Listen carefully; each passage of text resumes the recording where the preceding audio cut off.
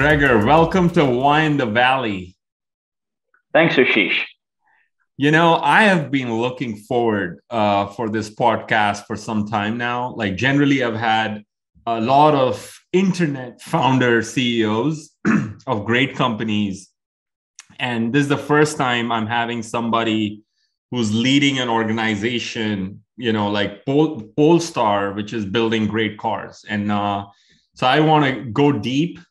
My passion for electric, is huge. I am all electric in cars and 100% solar and electricity to power my house. Impressive. So yeah, we will have a lot of fun. You know, this last weekend, I was going to Lake Tahoe with my family, and I asked my 8-year-old, hey, tell me 3 things you're grateful for. And first thing he said, the boba tea, which he was drinking. Second is always Lego. And third, he kind of paused and he said, Papa, I'm so proud that we don't use gasoline and we are all reliable on solar and electric. And that is a tell of the future, in my opinion. It certainly is. I think there'd be some sort of candy or something like that a couple of years ago, but that's impressive. Yeah. So, it's something which is happening even, I think, at a more aggressive rate here in the Bay Area than anywhere else in the world. And I am definitely a big fan. I bought my first electric car in 2013. One of the pioneers, early adopters. Absolutely, man. So, Gregor, what was your first car? You ready for this? Yes. A 1968 Volkswagen camper van. Wow. You didn't expect that, did you? When was this? This was in the late 90s. And, this was something that I inherited from my father, who had it from relatively new. It was just a couple of years old when he got it. But with the old saying, I drove it to the ground. Well, I literally drove this to the ground to the point where I was driving down the road one day and lost steering because, well, I'm in the Northeast at this point, and the rust on this Volkswagen van was so bad that the steering mechanism actually dropped out of the floor. And that was the end of that. Wow. I remember I bought my first car in college right after my first internship, put all the savings in the car. It was like an old Mitsubishi Galant. So tell me more about like your childhood, right? Where are you from originally? Was there a lot of passion for cars growing up? How was it? I grew up not too far from the office where we are right now in northern New Jersey. Left at a relatively young age, New Jersey, and went to Europe, but that's a different story. However, I grew up in a car family. My grandfather was an airline pilot and an engineer, and my dad was, although he was an advertising executive, had a very strong fondness for cars. So, as most of my colleagues went to school in a station wagon, predominantly with wood cladding down the side, I went to school in the back of an old Jaguar. So this enthusiasm and influence that cars have brought to me from a very young age was embedded and programmed into me. I think it's inherited, to be quite honest with you, but a very, very early exposure to what a proper car should be. With the origin of Polestar today, I would love to know, even before Polestar, right? How did you, join the Polestar team, and, what was that genesis? As you indicated, I spent many years at Volvo, at the very end as one of the vice presidents for Volvo. Beautiful company to work with. Very, very rich career there as well, as far as experiences go. However, that bloodline of gasoline running through my veins was always present. And at the end of the day, I was there not because of anything else other than my love of product and because of cars.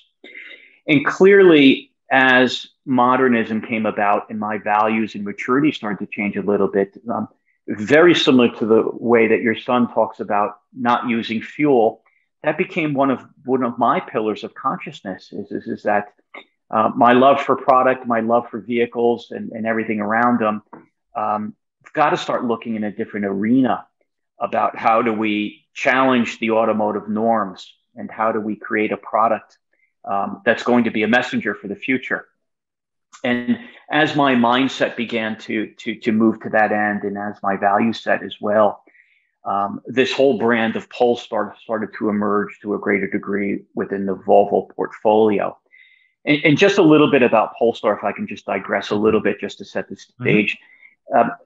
It's an uncommon brand in the respect that those that might know it from the mid 90s. It was really predominant on the racing circuits within Sweden and the UK and in Britain.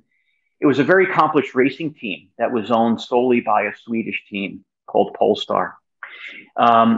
Later on, Volvo bought the team and they started using it as an engineering arm to creating software development and handling development for Volvos.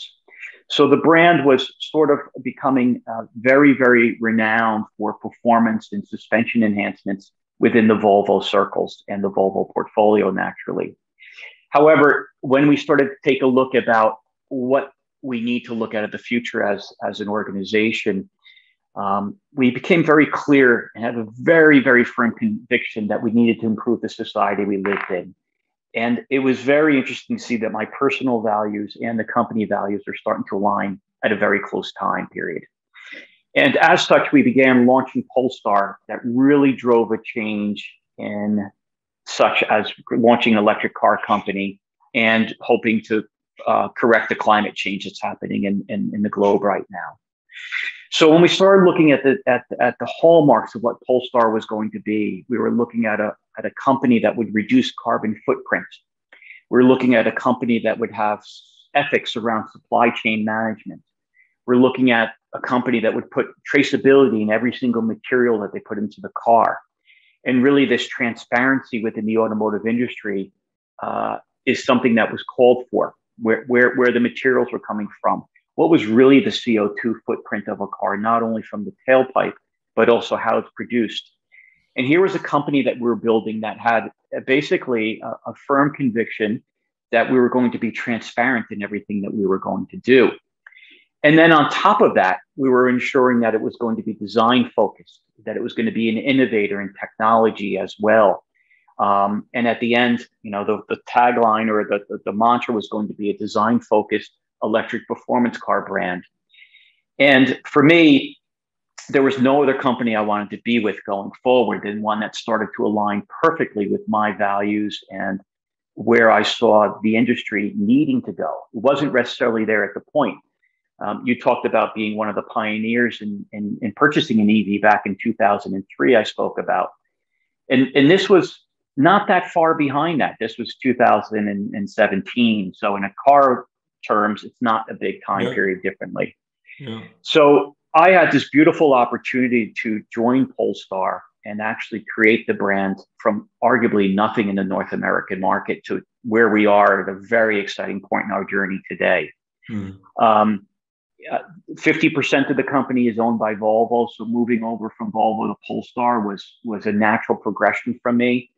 And then again, that petrol that was in my vein, I have two arms. So one of them could have been filled with petrol, but the other one's certainly now filled with electricity. That's cool, man. And right now, when you look at like today, you don't need to explain like why you need electric cars, right? Like you look at the California market, I think Gavin Newsom announced that by 2035, all new cars need to be all electric in California. What is kind of your prediction on when that crossover of like more than 50% cars on the road will be electric, maybe in North America? Yeah, it's a tricky question with a fairly easy, in my mindset, answer or guide path towards this. Now, President Biden has something that he's put together a package where he wants to see 50% by 2030. So that's, obviously one point for us as well. But to me, it comes down to customer convenience. I think that there's a lot of people that would move into EV vehicles. Let me start back a little bit. There's no compromises any longer with EV vehicles. If you look back in the rearview mirror, it was always something, whether it was range, whether it was the ubiquity of charging, whether it was a quirky design because of the packaging of a battery, and what used to be a trunk can no longer be a trunk because there's a battery in there now, or whatever it might be. All that is behind us when you talk about an EV vehicle. There's very little compromises. Range is, easily 250 to 300 miles right now. The design, just take a look at a Polestar, and I don't think there'd be anybody that'd be challenged to think it's not a pretty car. Beautiful in many respects. And then again, if you take a look around at the charging levels or the ubiquity of chargers, whether it be a home charger or something that you pick up at a parking lot, that's rapidly increasing quite a bit. And lastly, is the pricing is coming down on these, the barrier to entry. It's no longer that you have to pay $80,000 to get into an EV vehicle. We're seeing price erosion because of the technological advancements of that, and the costs are coming down as well. So to answer your question, I clearly see that, this year we're on trajectory to see that 2.5% of the industry will be EV. My mindset is that somewhere around 2025, that's going to grow tremendously, and I'd say be in the mid 20%. That's not only due to people's acceptance, but it's also going to be due to more choices for the consumers on the road. Mm-hmm. When I started with Polestar, there was really only one brand in the marketplace that was working with EV vehicles, and only EV vehicles. It starts with a T. We all know the brand. And a fantastic company, put a lot of, I think, changed a lot of people's mindsets. In 2017, when we started with Polestar, we were the only second car company that had a mantra to be all EV as well. But now, as we look forward, you can just pick any brand in the marketplace, and every one of them is going to have an EV offering for the most part or more within the next 12 to 24 months. And that will naturally drive the adoption rate upwards on this. And as most people come to me and they say, Greg, aren't you concerned about this? I'm actually not. I'm actually applauding this. As more and more people, or more and more companies, bring EV to the forefront. The old adage that a high tide will float all boats. This is really the way I'm looking at this. Yeah. It's driving adaptation rate. It drives more of awareness, and it drives more conversion of people into EV product. It's great for the environment. It's great for what Polestar wants to do. And I have no doubt, Ashish, is that once people become a little bit more engaged in their shopping of what EV vehicle is best for them, they're going to come across our brand and be, I think, smitten with what we have to offer them. And a lot of my friends would ask me about the battery anxiety, right? Like, don't you have battery anxiety? And in California, we are pretty blessed about, the whole infrastructure. Like going to Lake Tahoe, I have no problem, charging whenever I want. And how do you envision the whole infrastructure of, battery charging stations, how that will evolve? Because I feel a lot of families want to have both cars as electric, but they also feel like, I want one gasoline just in case, for long drives, just in case, right? So how can people overcome that barrier? Yeah, there's two things. Number one is that, first off, I wouldn't even call it a lifestyle change. I think it's just an awareness that when you take a look at the average car, that's 270 to 300 miles, depending on what EV vehicles. That's quite a far range that you can go. It wasn't too long ago that most economical internal combustion engines were only having that range as well.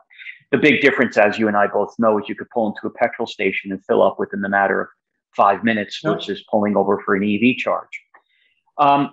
But it's going to happen.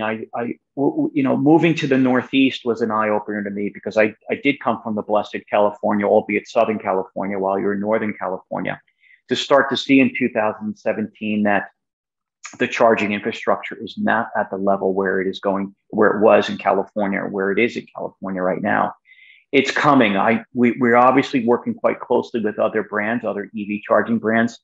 I know their rollout plans, and I know that this is not only a consumer demand, but also an initiative for infrastructure to actually start driving this. We can't have endeavors to move to reduce greenhouse gases.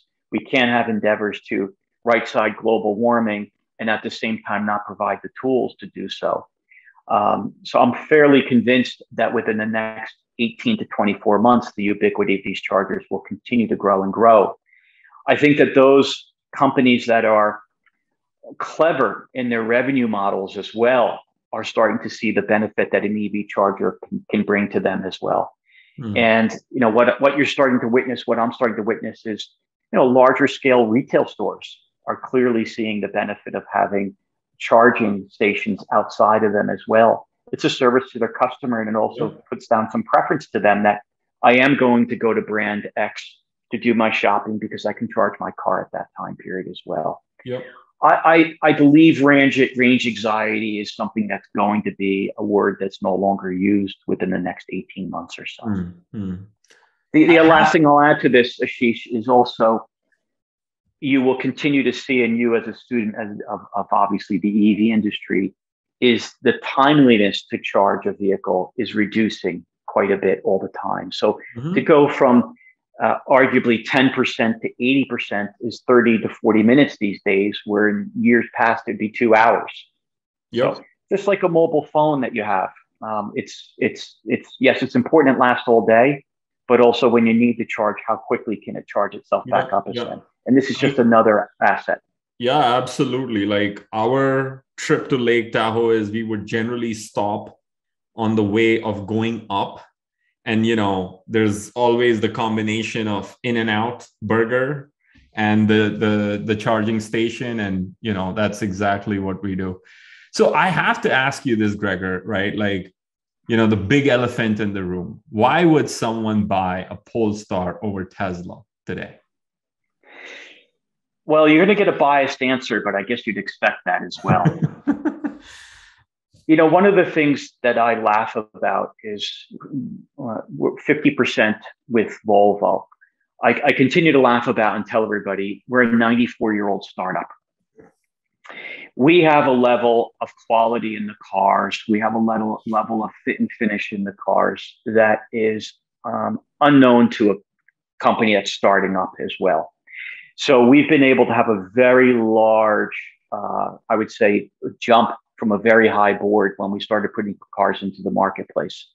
There was a gentleman that talked about production hell not too long ago. I think you might know who that person is. We've been very, very blessed by actually having access to Volvo's manufacturing plants, Volvo's distribution system. We've had very good blessed to actually have teaming up with select Volvo dealerships to distribute our product, to represent our product, to service our product. So the turnkey entry into the marketplace was, of course, challenging, but we had a lot of business acumen that went along with this. We have a lot of engineering acumen that goes along with us.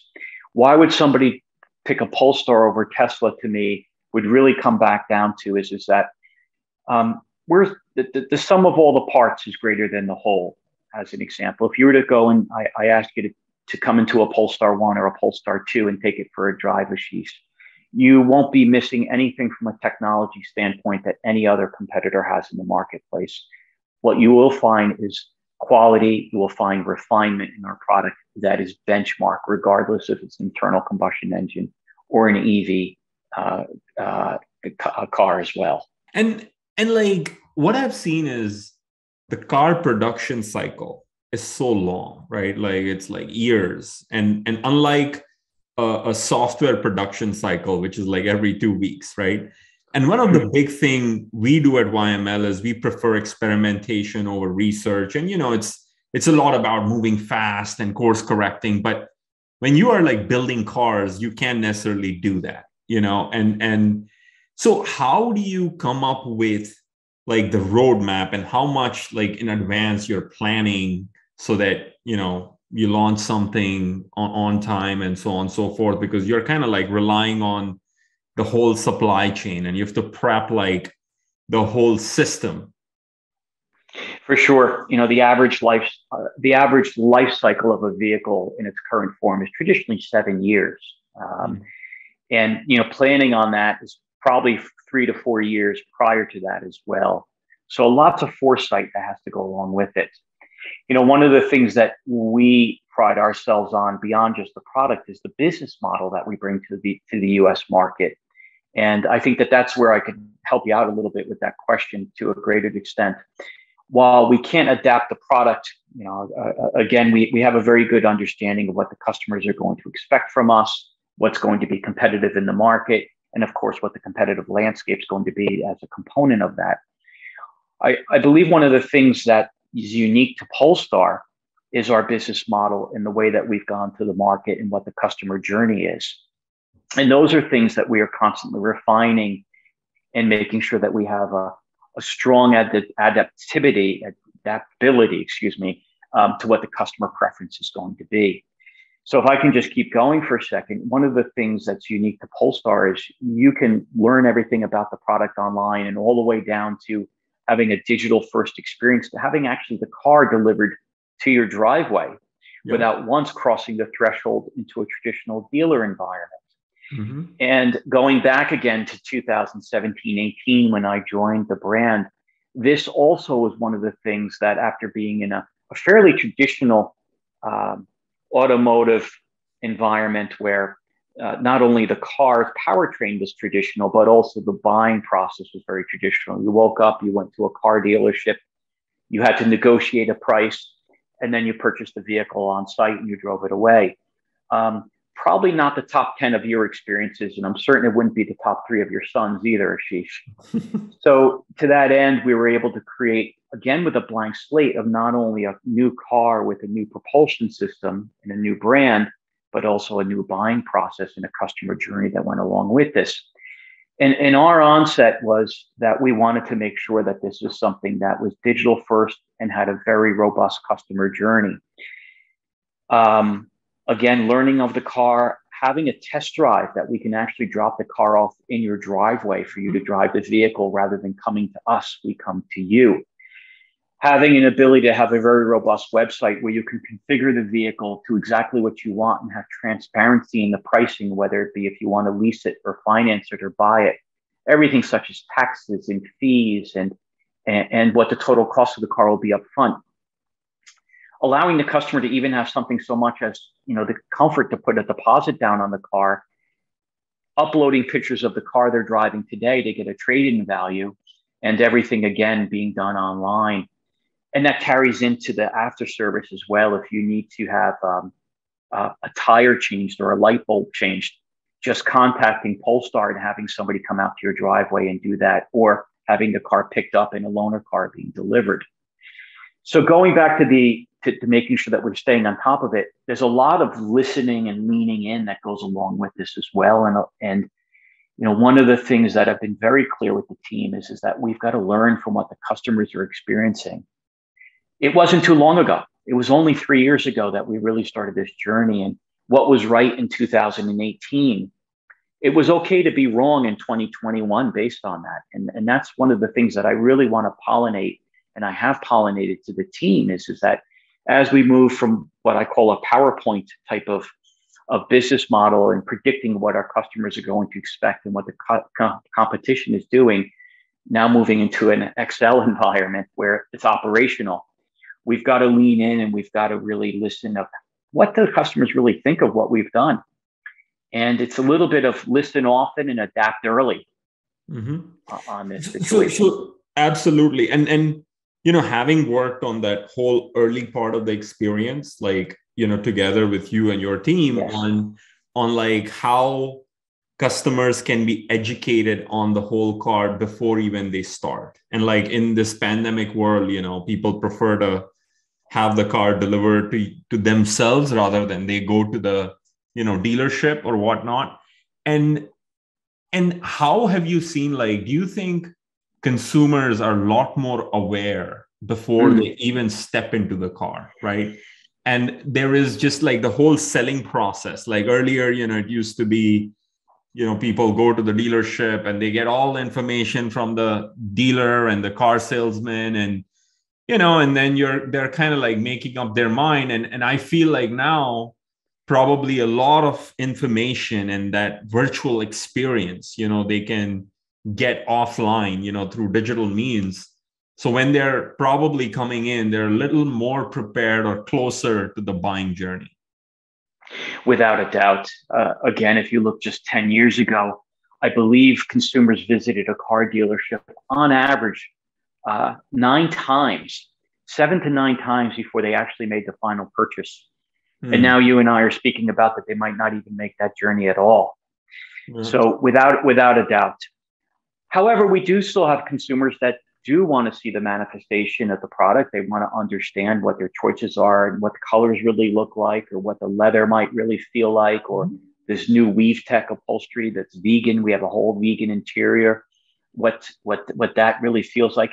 And until that end, we also have what we call Polestar Spaces, where it is a very untraditional showroom. There's 3 cars in there, no inventory, and allowing the customers to come in, sit in the product, talk to a specialist, have the ability to test drive there, and then move on to a digital process, even within the space, into the Polestar Space, where, again, it wouldn't be a traditional, let's go sit behind a desk and push paper back and forth on trying to resolve a price. You bring them from an offline experience to an online experience right within the showroom. And it's working very well. So you can almost see that where you can tailor the customer journey between online, offline, back to online, whatever they fit. Yeah. Again, a lot with your team's help. And we've learned a lot from that. So it's been good. It's been good. One of the biggest learnings is that we had a viewpoint where we would, once the customer ordered the car, we would call it up from the port of entry. In our viewpoint, it was benchmark. It would be about 10 to 15 days from the time the customer took the decision that we'd have a brand new car sitting at the space or ready for delivery in the driveway. And for us, in an automotive mindset, that's never been done before. We're all very proud of it. It was interesting to see that there's still customers, and I can understand it, that want to come in the morning, witness the product, and want to drive home with it that afternoon, or want to come in the next day to pick it up. And those were one of our learnings. We had to adopt to that and make it quite quicker. So to that end, one of these, listen often, adapt early, was allowing our Polestar partners, our Polestar Space partners, to carry a small level of inventory for those customers that need something to come around very quickly. And you can understand it. I mean, I broke my coffee machine on Monday, and I'm still upset that on Thursday I haven't received my new one yet from the online retailer. So it's just this level of the expectation, defining a new level of expectation. Yeah. And what are some of the key challenges like you see today, right? In probably your business or automobile business, in general, maybe the electric automobile business. Yeah, it's I won't classify it as EV or an internal combustion, because if you go back to the product, there's a lot of good EV or electric car brands in the marketplace today. There's a lot of internal combustion car brands in the market today. We talked about that basically people adapting from internal combustion engines to EV, and I think I spoke a little bit about that. What for me continues to say is, how do we redefine what the future looks like to continually meet the ever-changing higher level of consumer expectations? I'm a really firm believer of those that are defining the customer journey to meet the customer demands and expectations of the futures are the ones that are going to be able to be the most successful ones as well. Again, going back, we learn a lot from history. In the past 15, 20 years ago, it was the one that had the best product won the race. Everybody's got a fairly good product today. Obviously, there's ones that are always going to be a little bit more performance-oriented, design-oriented, luxury-oriented. But at the end of the day, it's going to be the ones that meet the customer's need and their expectation going forward. And, when we lean onto your team, Ashish, with IML, about how do we create something that's going to be very, very aligned and being able to articulate the brand in the way it does, but then living up that expectations by allowing us to deliver upon that promise that we're building up in the digital end. that's something that I've got to continue rallying around the team and saying, what does new normal look like? I'll give you a perfect example. In 2018, when we started, and again, it was only 36 months ago, that was pickup and delivery. That was delivering a card to a customer's house. That was a digital first product. And when I sat down and met, and that was not having inventory where, our traditional automotive retailers would make you a deal if you took the white one today, but if you wanted the red one, you have to wait for it, that type of negotiation. So this mindset that we had was very new to the automotive industry. No inventory, digital first. We deliver it to your house. You don't have to come in for service. We'll come get the car. Mm-hmm. COVID has changed all that. You even mentioned it before you said, it's almost every brand does that right now. It's expected. Yeah. And, what is going to be the future, and it's going to be, is how do we design a business model that's going to be the meeting the next level of customers' expectation, the surprise and delight that they might get while going to a boutique hotel or a high-end shopping experience. While it might sound, a bit traditional in that respect, it's absolutely the realism that we're facing every single day is, how do I meet those needs and how do I deliver upon them? Mm-hmm. That for me continues to be one of the key differentiators going forward. Yeah, I mean, the whole pandemic has kind of accelerated what would have happened, but it already is happening, and definitely seeing that like across the board, whether, it's health services, banking, or, even retail. So I want to switch gears here, Gregor, a little bit, and I want to focus on your career, right? Like, I love how you've progressed.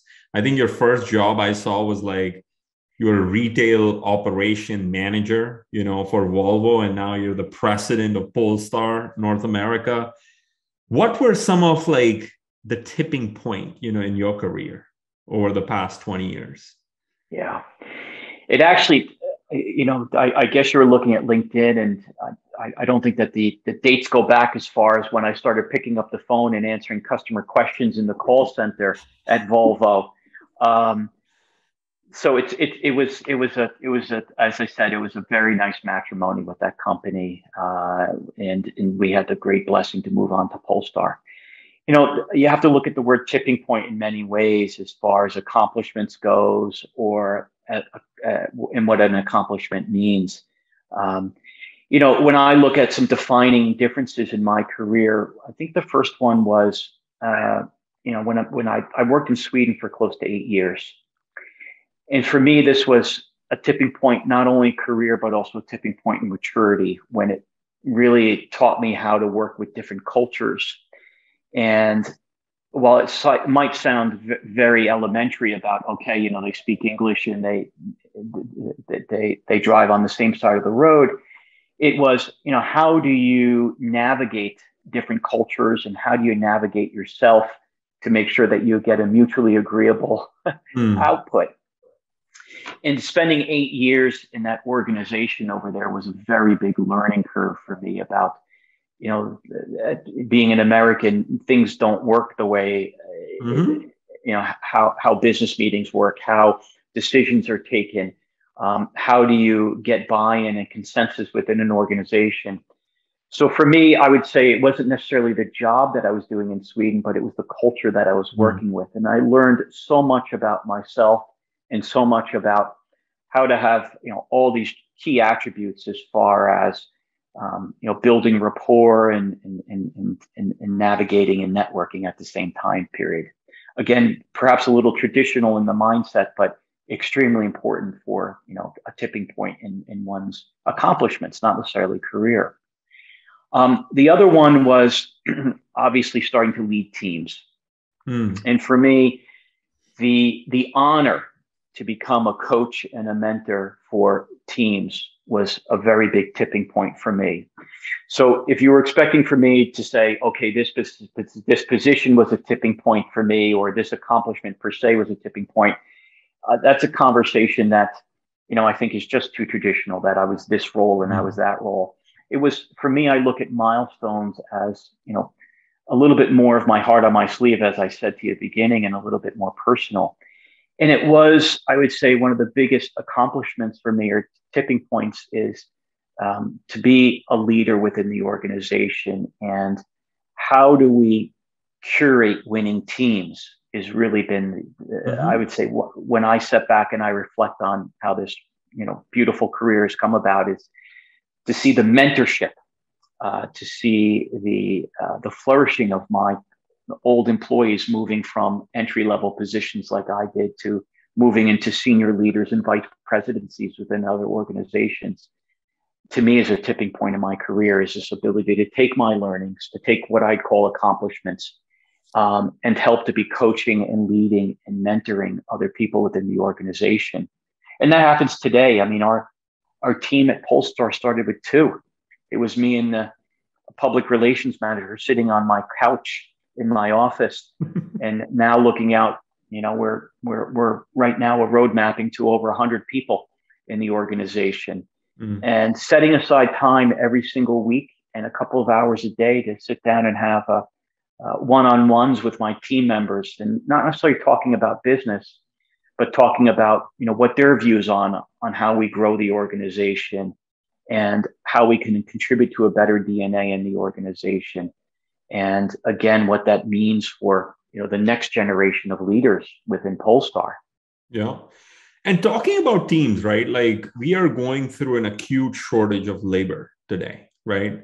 And so how are you right now managing when on one side you're launching new cars, the demand is there, excitement is there. On the other side, you just don't have enough people, right? Yeah. Like, so how are you hiring and building teams and, getting to your needs?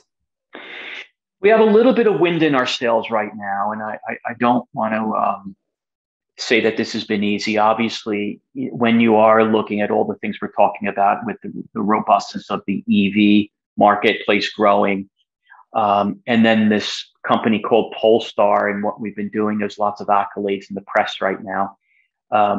There's a lot of people that are gaining interest and gaining knowledge over the brand. And obviously, when an opening comes up, there's interested in talking about us.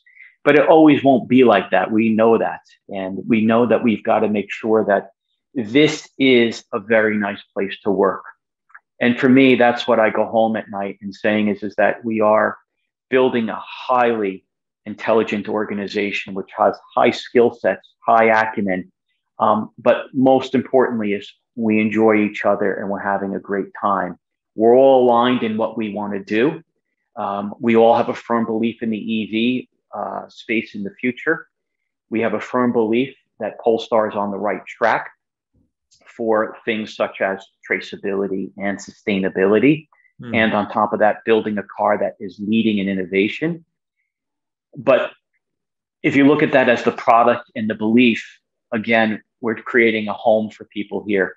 We're creating an environment that has no hierarchy. We're creating an environment that I believe that people enjoy to coming. And at the end of the day, that is something that will transpire over the course of time.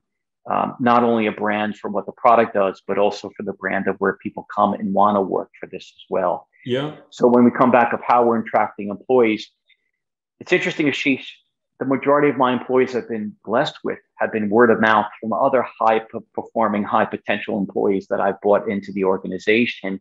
And when they come back and tell their ex-colleagues or their friends or their people that they've known, whether they've been at networking sessions or whatever, about what they're doing and how they're doing it and where they're working, the door starts knocking pretty quickly.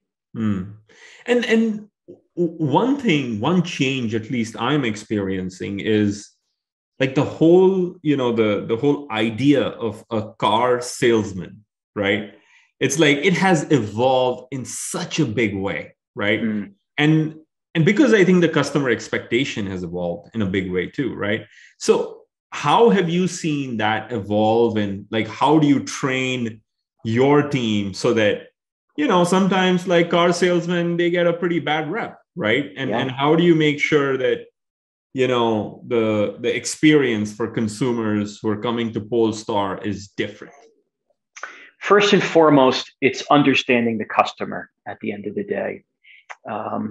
That these customers again, are ones that have high expectations that their buying process, whether they go in to buy furniture, whether they go into a boutique hotel or a high-end restaurant, they don't go negotiate for their food or barter for their food, whatever it might be. But again, it's understanding. So we start off first and foremost with a very robust training program about what customers are, what their expectations are, how to navigate that journey with them, how to discuss them, how to define what they're looking for when they come in. Many times they don't know what they're looking for. They don't, and our role is as consultants and coaches to them as well, to help shepherd them to the right decision, not to make the sale. That's the first thing that we start with, is the bedrock. And very clearly from there on in, Ashish, you know what sort of, we don't call them car salespeople. We'll talk to them about space partners, are really fit for this journey to be along with the Polestar brand versus, maybe you belong more in a traditional environment, one that's not fostering the Polestar brand. And that's okay. We've learned a lot. We've had a few people that had to disembark their journey because they felt that the traditional model and the traditional way of selling was something that they felt more comfortable with and they had a stronger belief in. So it started to come with the customer. It always should start with the customer mindset. And then it comes with the product and how can our product fit their needs. And there have been customers that we dealt with, have had to deal with, and saying, an EV vehicle is not the right decision for you at this point. Whether you need more seating space, whether you drive longer journeys and you don't want to have a stop here or whatever it might be, it's okay for now. But by and large, for the most part, through this process of making sure that we curate the right DNA from the people that we bring on to the spaces, proper training for them to understand who our customers are and what they're looking for and how to help them define that, to making sure that our product serves the customer's needs and that, again, we act as coaches and mentors to them as well, the same way that I coach and mentor our organization. Yeah. So Gregor, we are at the last phase of our podcast, and it's actually a very popular segment. I'm going to give you two options, and you have to pick one. Okay. Yeah. And there are no right or wrong answers, by the way. Okay. And if you want, you can explain. If you don't want, you don't have to explain. Your choice, right? So I know that Leonardo DiCaprio invested, in Polestar. So which movie would you choose, The Departed or Once Upon a Time in Hollywood? Once Upon a Time in Hollywood. Oh man, I love that movie so much. I watched that movie 3 times. Bezos or Musk? This is generally a tough question for most of my guests, but may not be that tough for you. I don't know. Bezos. All right. People or process? People. Electric sedan or electric SUV? Electric sedan. I might change that in the future. The last one, acceleration or handling? Handling. All right. That's the end of it. Gregor, this was a pleasure. Thank you very much for your time today, Ashish. It was my pleasure. Silicon Valley is a mindset, not a zip code.